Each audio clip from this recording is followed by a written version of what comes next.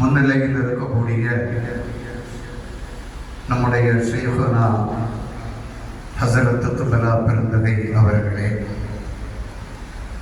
அவர்களோடு வரிசையாக அமர்ந்திருக்கக்கூடிய சாபிரி கங்கோஹி என்ற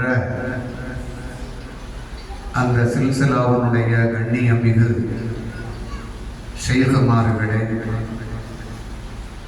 கேரளாவில் சாதாத்துகள் என்று அறியப்படக்கூடிய தங்கள்மார்களே,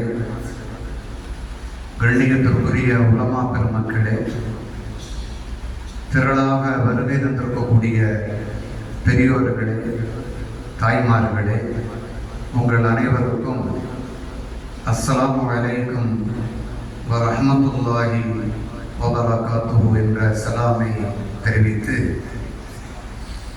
எனக்கு முன்னாலே பேசிய இரண்டு ஆலிம்களும் அழகான கருத்தை இங்கு எடுத்து வைத்தார்கள்.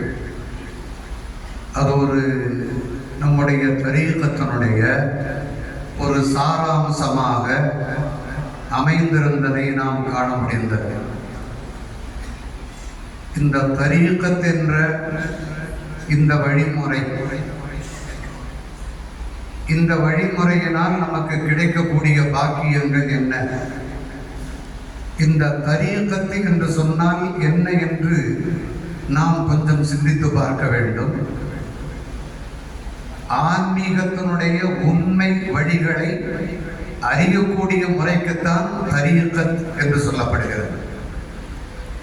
இது ஒரு குறிப்பிட்ட பயிற்சி அல்லது ஒரு ஷேഖனுடைய கீழ் சீடர்களால் ஒழுங்கமைக்கப்பட்ட சூஃபிசம்.